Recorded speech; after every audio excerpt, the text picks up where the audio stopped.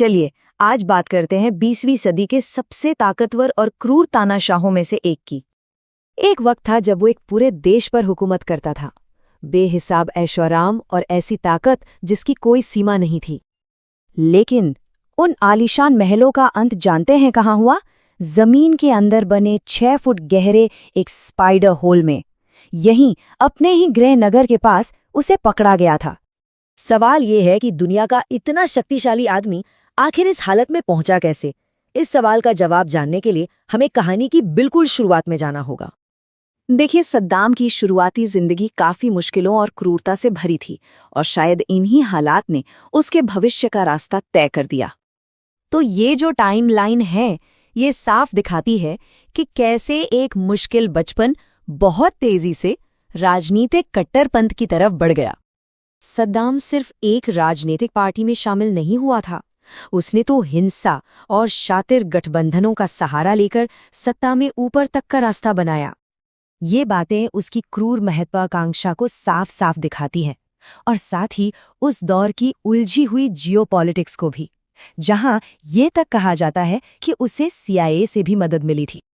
इस एक कदम ने उसे कई अरब देशों में हीरो बना दिया, पर यह इस बात का भी पहला बड़ा इशारा था कि वो पश्चिम को चुनौती देने से पीछे नहीं हटेगा। तो अब जब सत्ता हाथ में आ गई तो उसने अपनी पकड़ इतनी मजबूत कर ली कि कोई उसे चुनौती देने की सोच भी ना सके। राष्ट्रपति बनने के बस कुछ ही दिन बाद उसने अपने हर मुमकिन दुश्मन को रास्ते से हटाने के लिए टीवी पर खौफ का एक ऐसा तमाशा रचा जिसे सब देखें। और जब जबरदस्ती लिखवाए गए इस कबूलनामे को पढ़ा जा रहा था तो कैमरा उन लोगों के चेहरों पर घूम रहा था जिनके नाम लिए जा रहे थे। उनके चेहरे पर सिर्फ सदमा और खौफ था। सोचिए, ये सब कुछ नेशनल टेलीविजन पर लाइव चल रहा था। एक सीधा और खौफनाक संदेश कि अगर किसी ने भी गद्दारी के बारे में सोचा तो उसका अंजाम क्या होगा। और इसका नतीजा क्या हुआ? गिरफ्तार किए गए 68 लोगों में से 22 को तो फौरन मौत के घाट उतार दिया गया। अब जब देश पर पूरा कंट्रोल हो गया तो सद्दाम की नजरें बाहर की दुनिया पर टिक गईं और यहीं से शुरुआत हुई 2 ऐसे विनाशकारी युद्धों की जिन्होंने मिडिल ईस्ट का नक्शा ही बदल कर रख दिया। इस स्लाइड में पश्चिम के साथ सद्दाम के बदलते रिश्तों की पूरी कहानी है। एक तरफ ईरान इराक युद्ध में अमेरिका सद्दाम का साथ दे रहा था और सिर्फ 2 साल बाद कुवैत पर हमला करते ही वही सद्दाम अमेरिका का सबसे बड़ा दुश्मन बन गया। कितना बड़ा मोड़ है ना? और ये जानना भी जरूरी है कि इन जुल्मों के बारे में दुनिया को पता था। बाद में जो डॉक्यूमेंट्स सामने आए उनसे ये साबित भी हुआ। लेकिन इसके बावजूद उस वक्त सद्दाम को अंतर्राष्ट्रीय समर्थन मिलना काफी हद तक जारी रहा।